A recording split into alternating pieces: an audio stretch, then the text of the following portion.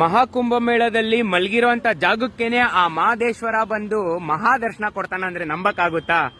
ಈ ದೃಶ್ಯನ ನೋಡಿ, ಇಲ್ಲಿ ನಿಂತ್ಕೊಂಡಿರೋಂತ ಇಷ್ಟು ಜನರಿಗೂ ಕಳೆದ 20-30 ಅವರ್ನಿಂದನೂ ಮಹದೇಶ್ವರ ದರ್ಶನ ಕೊಡ್ತಾನೆ ಇದ್ದಾನೆ.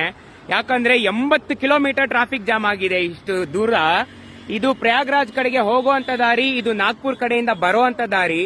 ಇದರಲ್ಲಿ ನಮ್ಮ ಬಸ್ ಡ್ರೈವರ್ ಹೇಳಿದ್ದು 30 ಅವರಿಂದ ನಾನು ಇಲ್ಲೇ ಟ್ರಾಫಿಕ್ ಜಾಮ್ ಅಲ್ಲಿ ನಿಂತಿದ್ದೀನಿ ಅಣ್ಣ, ನಮ್ ಲೈಫ್ ಅಲ್ಲಿ ಇಷ್ಟು ದೊಡ್ಡ ಟ್ರಾಫಿಕ್ ಜಾಮ್ ನಾವು ನೋಡಿಲ್ಲ ಅಂತ. ಈ ಟ್ರಾಫಿಕ್ ಹೀಟ್ ನಮಗೂ ಕೂಡ ತಟ್ಟಿ ಟೋಟಲ್ ಆಗಿ 23 ಅವರ್ ನಲ್ಲಿ 54 ಕಿಲೋಮೀಟರ್ ನಡ್ಕೊಂತಾ ಬಂದಿದೀವಿ. ದಯವಿಟ್ಟು ನೀವೇನಾದ್ರೂ ಬ್ಯಾಂಗ್ಳೂರಿಂದ ಬರ್ತಿದ್ದೀರಾ, ಬೈ ರೋಡ್ ಬರ್ತಿದ್ದೀರಾ ಅಂತ ಹೇಳಿದ್ರೆ ಸ್ವಲ್ಪ ದಿನ ಅವಾಯ್ಡ್ ಮಾಡಿ. ಯಾಕಂದ್ರೆ ಸಿಕ್ಕಾಪಟ್ಟೆ ಟ್ರಾಫಿಕ್ ಜಾಮ್ ಇದೆ. ಐ ಹೋಪ್ ಈ ಮೆಸೇಜ್ ನೀವು ಆದಷ್ಟು ಜನರಿಗೂ ಕಳಿಸ್ಕೊಡಿ. ಯಾಕಂದ್ರೆ ಅವ್ರು ಬರೋರ್ಗೆಲ್ಲರಿಗೂ ಅವ್ರು ಮೆಂಟಲಿ ಇದಕ್ಕೋಸ್ಕರ ಪ್ರಿಪೇರ್ ಆಗ್ಬೋದು. So bottom line of the story is very simple ಸ್ನೇಹಿತರೆ. ಜಗತ್ತನ್ನೇ ಬೆಳಗಿಸುವಂತ ಸೂರ್ಯನ ಮನಸ್ಸಿನ ಅಂತರಾಳದಲ್ಲಿರುವಂತ ಕಿಚ್ಚು ಕಡಿಮೆ ಇರಬಹುದು, ಆದ್ರೆ ಇಷ್ಟು ಜನ ಕೋಟ್ಯಾಂತರ ಜನ ಭಾರತೀಯರ ಮನಸ್ಸಿನ ಅಂತರಾಳದಲ್ಲಿರುವಂತ ಕಿಚ್ಚು ಆ ಸೂರ್ಯನಿಗಿಂತನೂ ಹೆಚ್ಚಾಗಿದೆ ಅಂತ ಹೇಳಿದ್ರೆ ತಪ್ಪಾಗೋದಿಲ್ಲ. ಯಾಕಂತ ಗೊತ್ತಾ?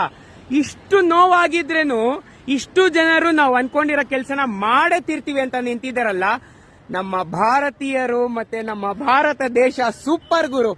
India is great. Indians are amazing, man.